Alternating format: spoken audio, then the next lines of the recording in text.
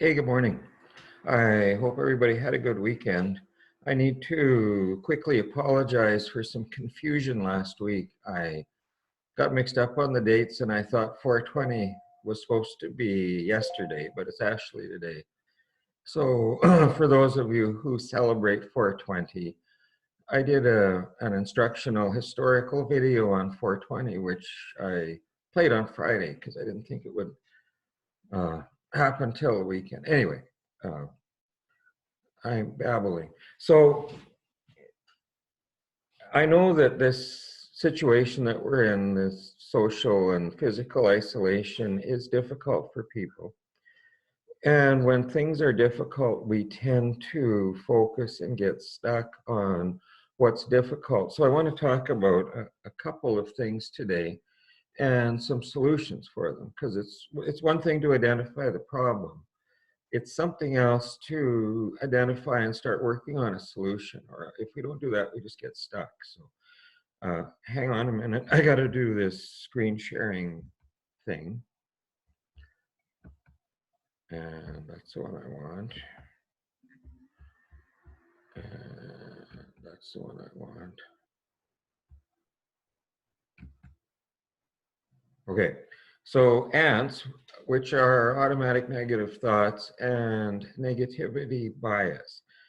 So I'd like to thank Dr. Daniel Amen, who many of you know if you watch PBS or read the news or anything, who's a psychiatrist and a brain scanner. He's done a lot of work on uh, understanding our thinking, and he developed this little idea of ants, like little ants creeping around in our head with negative thoughts in them. And I also want to thank Dr. Andrew Smith, who's a neuroscientist at University of Ottawa, who has taught me lots about, I forgot to turn my phone on, taught me lots about negativity bias. So let's carry on here. So guess what we're going to start with?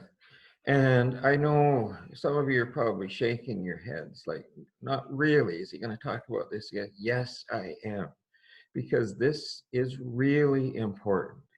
We have to pay attention to how we think.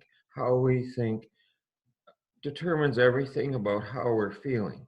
So if you don't like how you are feeling, you need to check your thinking and you need to change it. If you don't, you're going to get stuck the way you are. So is what you're thinking true? Is it really true? How are you feeling or acting because of how you're thinking? And how would you feel or act if you thought differently? So again, our thoughts control our feelings. And we need to start paying better attention to what we are thinking. And this will maybe help you understand why. So negativity bias has been around for a long time.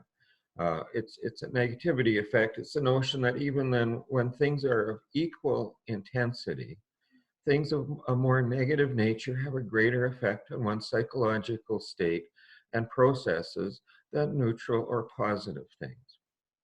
And if you look at, where's my trusty laser pointer? If you look at this one negative thing overbalances 5 positive things.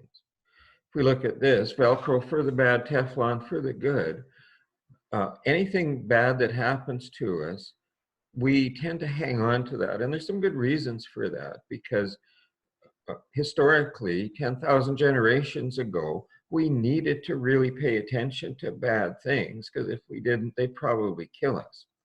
That's much less true today. And so, but our brain hasn't changed in terms of that protective quality. So we have to overcompensate for that. We have to work harder on paying attention to what's good. So we'll just play this little video here.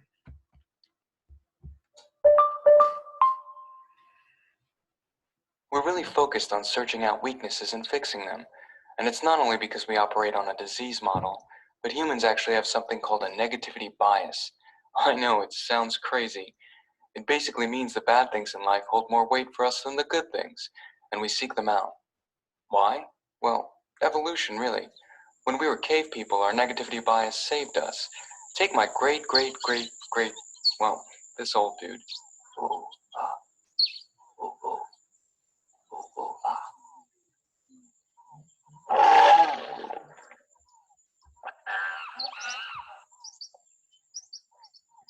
As we evolved, our negativity bias became almost second nature for our survival. But in modern society, this bias has other consequences. Think about our relationships. Sometimes we glaze over the good stuff, like at work. Got your evaluation here. Looks like you're doing a great job. You're a diligent worker. Clients love you. One thing I think you can improve upon is your punctuality, but as I said, you're doing a great job overall. We tend to focus on the one negative aspect, overlooking all the positive things that are said. This consequence of negativity bias is especially important in our relationships with our family. Mom, I got my report card. I got an A in math and science. You got a C in history? Oh, your father's gonna be so disappointed. This negativity bias affects us in most domains. Scientists show us that the psychological weight of negative to positive events in our mind is 3 to 1. That means for every negative thing we notice, we need 3 positive things to counteract it. By the way, in relationships, that ratio is closer to 5 to 1.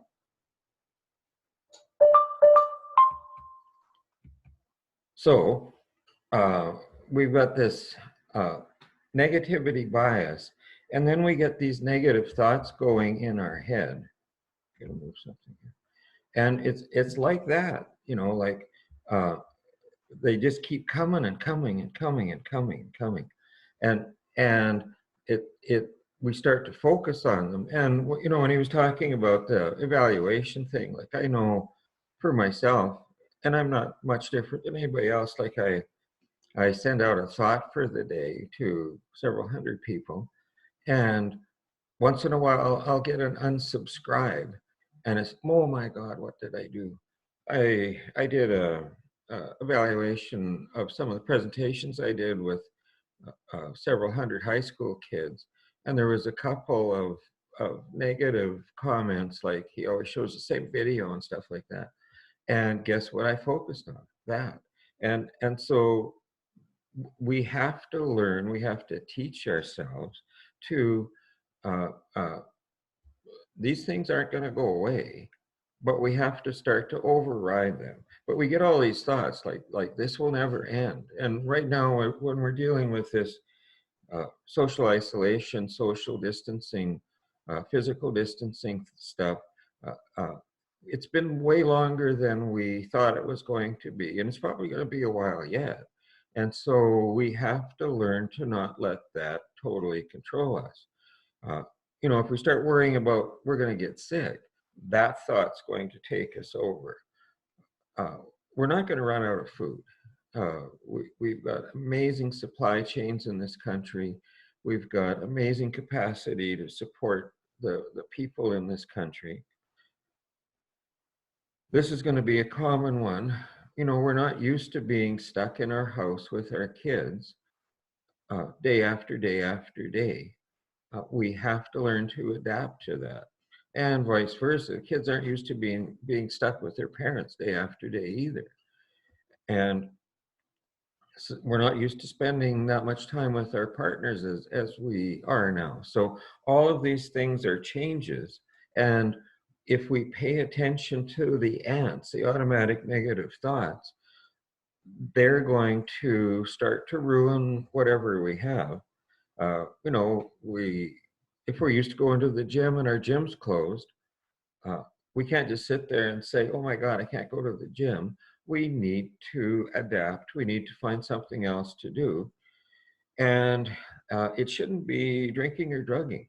That's something that's increasing with lots of people. I've talked about this before.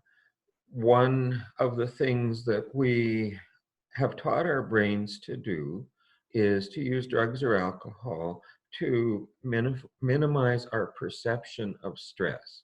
It doesn't make the stress go away, but it for a little while, it makes it seem like it's not as bad. But every time we do that, we're also reducing our brain's capacity to manage stress. And so more and more things get more and more stressful. So we have to learn to uh, get rid of these ants. You know, we can't let them just dance in our heads over and over and over again. So one of the things that is really helpful is meditation. Another thing is mindfulness. And if we start mindfully paying attention to the good, to what we like, to what's happening around us that is beautiful or attractive or interesting, then that starts to shift. And remember, if there's one bad thing, you need to find 4 or 5 good things to balance that with. And, you know, if you're a parent dealing with kids, focus on what's good, talk to them about what's good. That relaxes them. And then they'll be easier to deal with. Same thing with kids and parents. You know, look for what's good, look for what you like, talk about what you like. So here's I'm not going to play this whole thing because it's pretty long, but there's lots and lots of really good meditations on YouTube that can help you settle down, help you relax. I'll just play a couple of minutes of this. Do not listen to this recording whilst driving or whilst operating machinery. Good safety Only listen warning. when you can safely relax and bring your full awareness to your own complete comfort. Hi, this is Michael Seeley, and welcome to this guided meditation. I have written this meditation for you to help you to release subconscious blockages or to overcome any deep mind negative blocks, which may be... So, like I said, I won't play the whole thing. Michael Seeley has a lot of really good meditations on YouTube, and there's lots of other ones. And really what and especially guided meditations for people who haven't really spent a lot of time doing meditations are really helpful because they teach you. And if you don't know how to do something, you need to find somebody who can help you learn how to do that. Same with just about everything. And so, you know, if you've never meditated before, and so you go and try and sit on a pillow in your living room with your legs crossed and your hands like this or whatever, that's not going to be very comfortable because you don't really know what you're doing. So get some help for that, and constantly check your thinking. If you don't like how you're feeling, back up in your head, figure out, okay, really, what am I thinking here that's making me feel that way? And is it true?